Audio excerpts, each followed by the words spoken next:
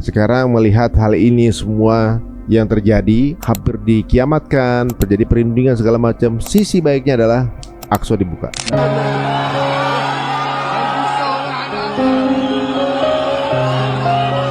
Ini dia menarik nih. Saya sebetulnya sedih aja gitu loh dengan kemarin 1 hari sebelum Aqsa dibuka, Itamar Ben Gvir main ke situ. Itu kayak ngetawain gitu loh. Tuh lihat, Aqsa gue tutup 40 hari. Ada nggak negara Islam yang protes? Gak ada kan? Aqsa itu di bawah Departemen Wakaf Jordan, ya kan? Dititipin lah oleh kaum muslimin ke Jordan. Tolong nih, tolong urus gitu ya. Akhirnya anggota parlemen Jordania ini bilang, "Hai Paus, tolong buka masjid kami. Kita minta tolong bukain masjid ke orang Kristen." Satir kali. Satir parah, tapi sekaligus juga ini pertunjukan kepada seluruh dunia kayak, lo nyuekin nih. iya kalian nyuekin Masjidil Aqsa.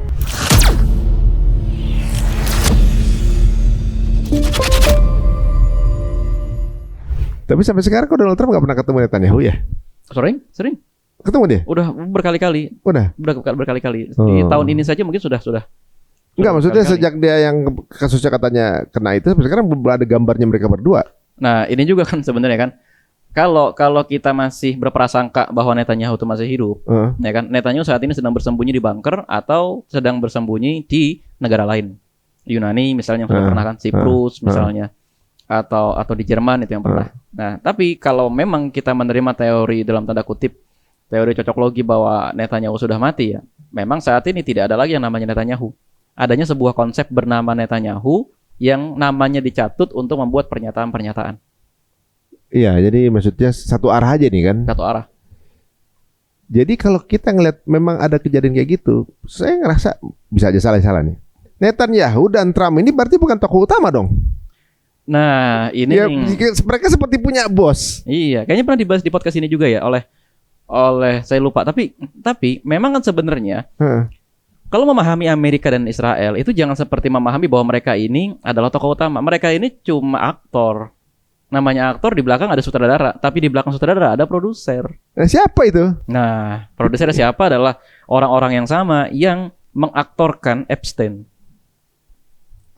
Sebagaimana ini juga adalah orang-orang yang sama yang memutuskan adanya deklarasi negara Israel dan lain sebagainya. Ya kalau bisa kita sederhanakan, yang muncul di publik adalah keluarga Yahudi yang mendanai Amerika Serikat dan Israel. Jadi pemilik ya Bank Dunia, Fed segala macam. Itu dia. Bisa jadi kan? Bisa jadi. Dan memang iya, masalahnya. Memang iya ya. Memang iya. Karena siapa lagi yang punya duit? Iya. Karena perang butuh duit kan? Iya. Jadi ada sutradara besar di belakangnya ini yang kepengen ini bermain. Karena kalau kita lihat ini mereka ini ya misalnya Netanyahu pun udah gak ada ya, atau juga seperti kita lihat kayak designated siapa gitu orangnya, seperti menjalankan rencana orangnya ada atau nggak ada, jalan terus rencana. Iya. Soal kayak gitu.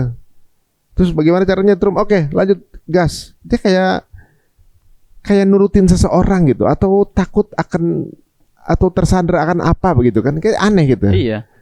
Nah, kalau jurnalis Amerika tuh bilang gini, kemarin di masa pertama jabatannya Trump itu katanya gagal untuk melakukan perintah dari sutradara atau produsernya ini. Apa perintahnya? Udah pindahin ibu kota Israel ke Yerusalem. Ternyata yang pindahin cuma dia. Semua orang tuh masih mengakui ibu kota Israel Tel Aviv. Gagal, turunin dengan paksa. Gantilah Biden. Tanpa diduga, ya kan, saudara-saudara kita di Gaza malah menghancurkan Israel. Gitu loh. Akhirnya karena dikit lagi udah mulai pemilu, Biden dicopot. Ganti Trump. Nah, Trump ini kan keliru mulai gagal nih. Ini mulai ada indikasi Trump ini akan dicopot paksa lagi. Siapa yang ganti ini? Urusan mereka lah itu kan. Oh, jadi siapapun aktornya, misinya sama. Misinya sama. Dan saat ini kan misi utamanya mereka itu kan masih yang pernah saya sampaikan di podcast ini juga adalah The Greater Israel itu. Namanya The Greater itu kan berarti mereka butuh biaya untuk membangun, butuh biaya juga untuk perang. Dan saat ini mereka sasaran utamanya sekarang Lebanon Selatan dan Suriah. Ini dua negara yang paling rapuh secara politik, paling rapuh secara ekonomi. Mereka nyerang ke situ. Tapi nanti selesai dari situ, mereka akan segera masuk ke Yordania, mereka akan segera masuk ke Irak, mereka akan segera masuk ke Arab Saudi, dan mereka akan segera masuk ke Mesir. Kalau sukses. Kalau sukses. Wah, ini rencananya berarti rencana jangka panjang nih. Siapapun bosnya ya. Betul. Siapapun bosnya itu kayaknya dia ahli perang dan ekonomi kayaknya. Dan tahu ini mesti bagaimana dan ke arah mana. Dan bagaimana caranya buat nguasain dunia.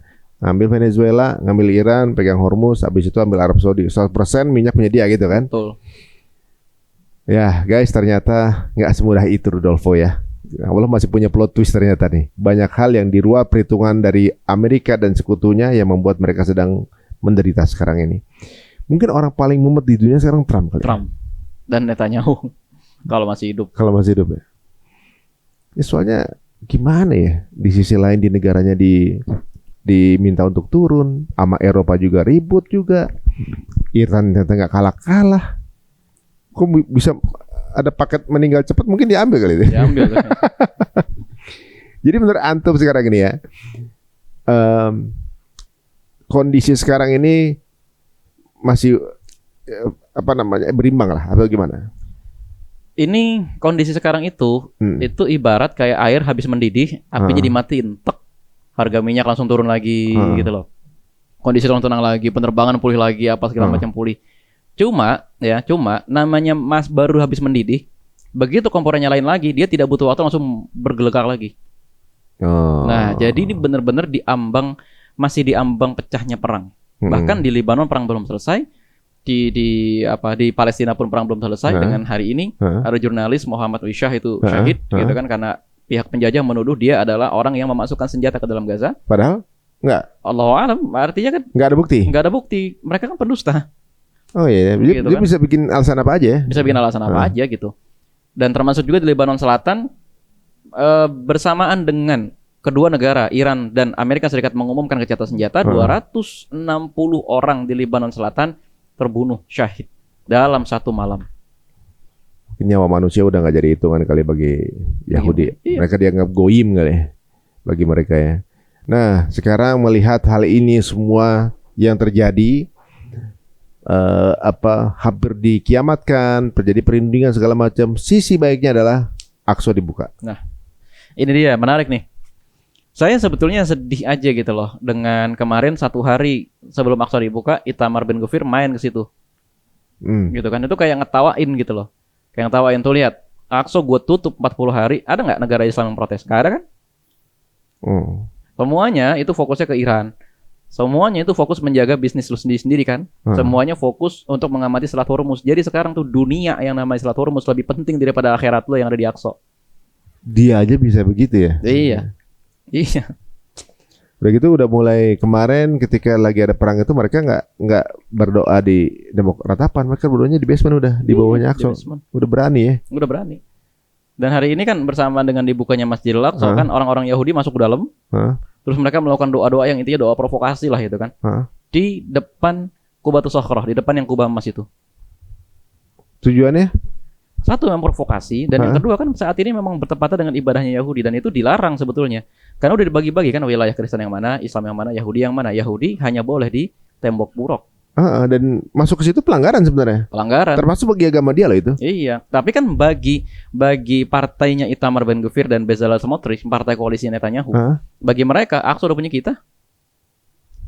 Dan buktinya apa? Buktinya real, kalau saya adalah penduduk Israel, kalau saya adalah konstituen yang memilih partainya Itamar Ben Gvir, saya akan mengatakan, oh iya benar juga ya, Aqsa ditutup atau bait suci kalau menurut kamu, bait suci ditutup 40 hari, ternyata kita mana-mana aja.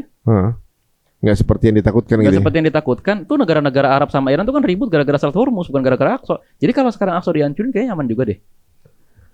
Wah, kalau dia berani mah habis juga sih sebenarnya. Pasti akan marah tuh. Ya, tapi ya karena ini yang ditunjukkan, dipantaskan jadi teman-teman. Ini yang ditunjukkan oleh bangsa-bangsa Arab juga, bangsa Islam juga, bahwa segitu cueknya dengan Aqsa.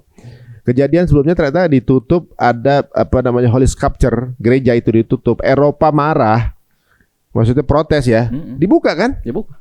Terus kemudian ada pernyataan dari MP Jordan mintanya sama Paulus untuk buka Aqsa. Ini malu banget. Apa sindiran? Kan? Apa satir itu? Itu satir, tapi satir juga sekaligus serius gitu loh. Udah muak dia. Kan gini, bayangin perasaan orang Jordan. Aqsa itu di bawah Departemen Wakaf Jordan. Ya kan? Dititipin lah oleh kaum muslimin ke Jordan. Tolong urus gitu ya. Nah, ternyata selama 40 hari itu ditutup, Jordan sama sekali tidak mengeluarkan statement apapun. Yang kedua, ternyata begitu Holy Sepulchre yang masih ada dalam area kota Tanah Suci Al-Quds itu ditutup, ya kan? Ternyata kan Paus maksa, buka dong, enak aja loh, gitu kan? Akhirnya anggota parlemen Jordania ini bilang, "Hai Paus, tolong buka masjid kami. Kita minta tolong bukain masjid ke orang Kristen." Satir kali. Satir parah, tapi sekaligus juga ini pertunjukan kepada seluruh dunia kayak, lo nyuekin nih. Iya, kalian nyuekin Masjidil Aqsa. gitu loh. Ya mungkin ada sisi lainnya juga. Biasanya gereja Holy Scripture itu yang jaga orang Islam kan. Iya. Yang jaga kuncinya gerbangnya orang Islam selama 800 tahun guys. Keluarga udah 8 generasi. Sekarang gantian yang ditutup Aqsa. Minta bantuan tolong bukan gantian gitu kali maksudnya. Tapi malu-maluin asli. Iya. Kalau menurut antum berapa lama dibuka nih? Apa seterusnya atau gimana? Atau ada rencana licik di belakangnya? Saya rasa ini akan dibuka sesuai dengan apa yang terjadi terhadap Lebanon Selatan. Kalau andai kata nanti Iran menembakkan satu lagi roket aja itu ke Israel misalnya, dalam rangka membalas Lebanon Selatan, maka Israel saat ini bisa saja menutup Aqsa kembali. Jadi memang tidak ada kepastian. Bahkan mungkin antum juga pernah ke Aqsa, saya juga pernah ke Aqsa. Kita kan lihat sendiri. Memang suka-suka mereka gitu loh. Yeah. Mau subuh ditutup sama mereka selama 3 jam juga ya terserah mereka. Yeah. Nggak ada lagi yang kemudian mereka takuti di dunia ini. Malu-maluin ya, kita tuh kayak terjajah banget gitu ngelihatnya. Kita yang datang ke masjid-masjid kita, kok mereka yang punya hak untuk berhak untuk jagain, siapa yang boleh masuk, siapa yang enggak kan gitu kan. Mana nyebelin lagi yang jaga kan gitu. Nah, satu kabar baik juga selain Aqsa dibuka, Rafah juga mulai dibuka gitu kan. Nah, kemudian juga teman-teman semua aktivis di dunia lagi berusaha untuk kemudian menggebrak. Di depan lagi sibuk, dia mau masuk lewat tutup belakang lewat Global Summit Flotilla. Ini bagaimana nih menurut antum? Ini ada peluang nggak? Ini bagus, peluang yang bagus. Kalau kita ingat ya kemarin pada saat Trump itu katanya mau habis-habisan menyerang Palestina, gitu kan di bulan September Oktober, kan saat itu ya ternyata si Israel ini juga menyerang Qatar. Itu pada saat kita lagi siap-siap dari Tunisia atau mau berlayar. Menyerang Qatar, menyerang kantor pusat Gerakan Pejuang. Dan saat itu kita tetap ngotot berlayar. Ya, tetap ngotot berlayar. Saat itu dari kami ada Ustadz Hussein Gaza, ada saat itu Mbak Wanda Hamidah gitu ikut berlayar. Atau ternyata kemudian pengopungannya berhenti. Kenapa? Karena seluruh dunia tertuju kepada itu. Gitu kan. Makanya ini tuh sebenarnya langkah untuk membuka blokade. Tapi jangan dipahami bahwa ini adalah langkah yang kemudian bisa mempengaruhi perjanjian apa segala macam. Tujuan kami saat ini adalah membuka blokade. Terserah mau siapapun itu yang bikin perjanjian, mau siapapun itu yang mau mengamankan apa dan lain sebagainya. Yang penting buka blokade, bantuan kemanusiaan masukin dong.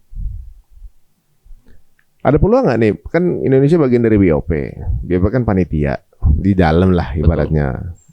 Ada pintu belakang lah, akses gitu. Ini orang kita kok gitu misalnya. Betul. Jadi ya dengan adanya kita di dalam menjadi salah satu bagian dari perdamaian kan sebenarnya bisa dong kita bernegosiasi bahwa bukan hanya tentara yang datang, tapi orang-orang manusia nih mau ngasih makan. Mestinya bisa begitu kan kalau stabilitas kertas. Mestinya. Sangat bisa. Menurut antum gimana?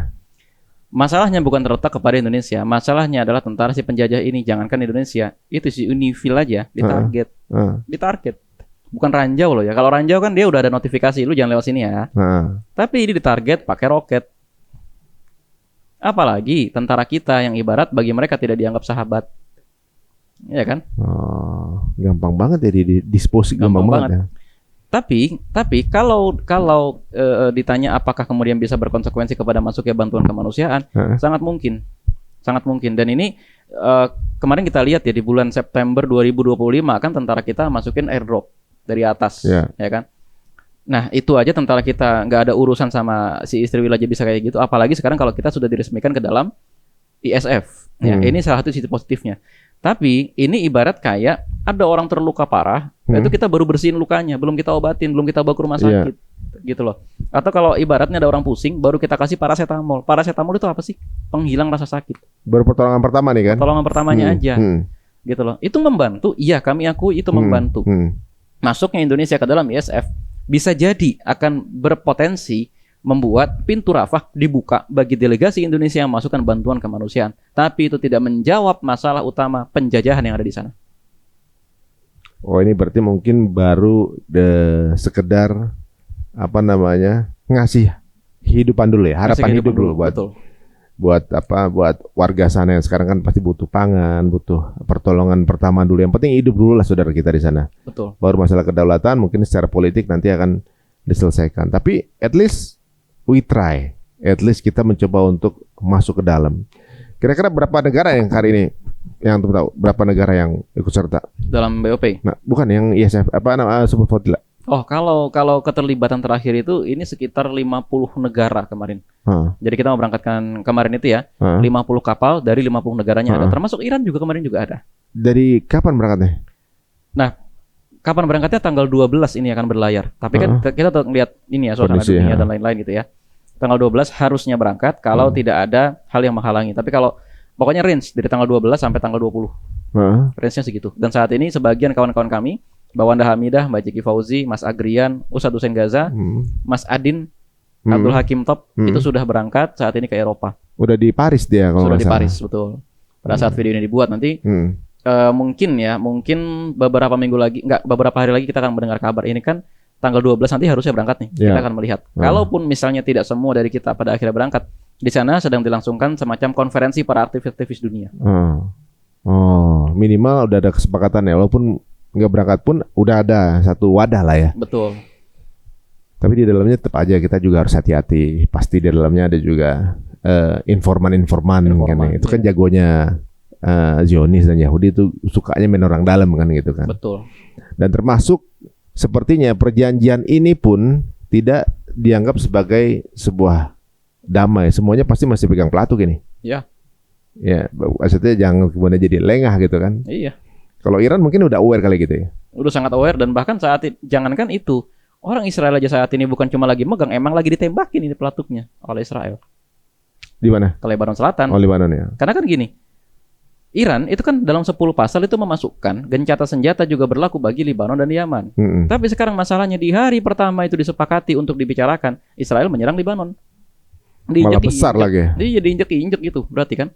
Dan Iran sangat sadar itu. Cuma saat ini bagi Iran lebih penting untuk mencoba beristirahat dulu sebentar, memulihkan kembali angkatan bersenjatanya yang kita tahu lah namanya perang Israel kan sedahsyat itu ya, Amerika Serikat menyerang Iran. Pulihkan dulu sebentar dan terus secara politik juga dipulihkan lagi dulu sebentar. Mungkin 1-2 minggu lagi mereka akan seperti kondisi awal ketika mereka diinvasi oleh Amerika Serikat. Di sini kelihatan ya guys, di perang ini semua tatanan-tatanan yang ada itu semua lagi rusak nih ancur-ancurannya. Norm-norm, norma-norma, pakem-pakem hak asasi manusia, hak ekonomi, ada berkomunikasi. Ini lagi berantakan semua ini. Iya.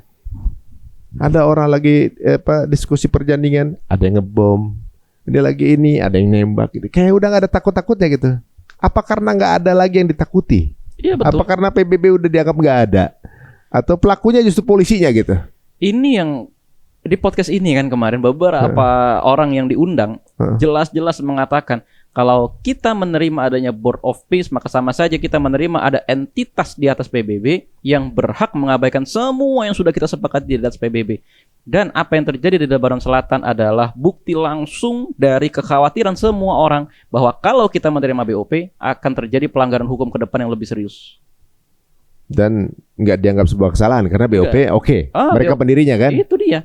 BOP oke nih. Bayangin, harusnya sebelumnya kan ada rapat di Dewan Keamanan, ada rapat di WHO, ada ini, ada ini. Harus pasukan internasional dari PBB. Ya ada UNIFIL di Lebanon, mungkin nanti di Gaza dibikin apa. Ini tiba-tiba Amerika bikin sendiri sesuatu yang setara dan bahkan di atas PBB. Saat itu semua orang tuh bilang, kalau ini dibiarkan akan meluas ke negara lain.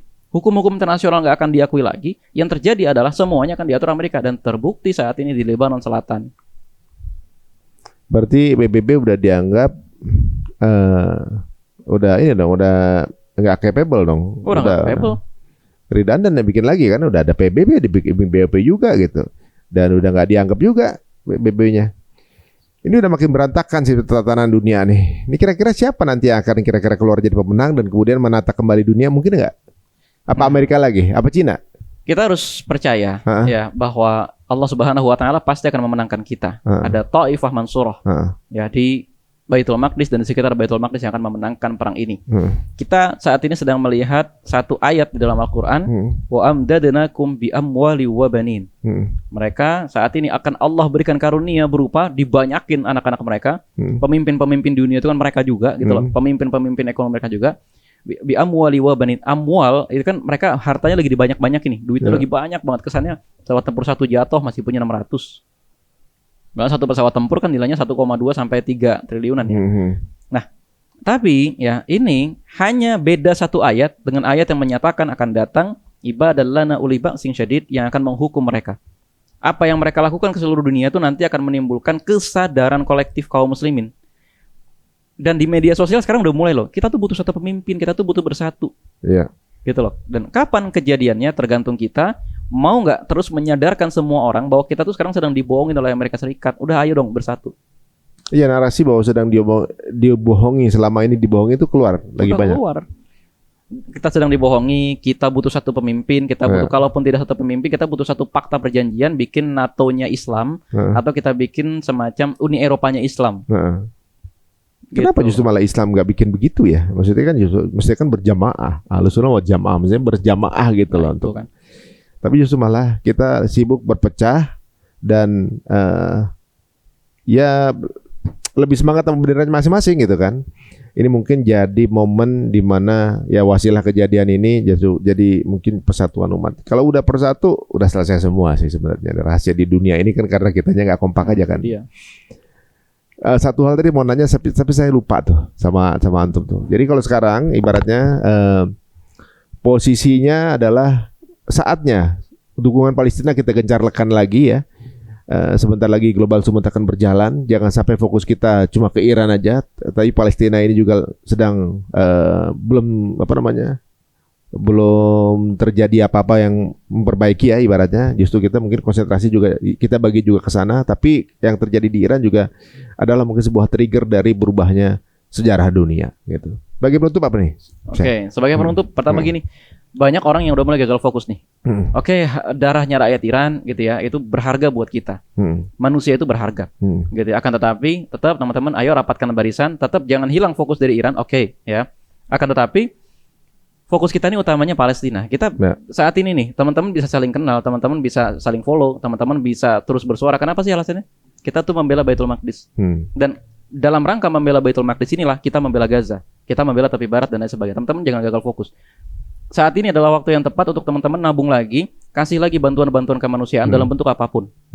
Ya, dalam bentuk apapun.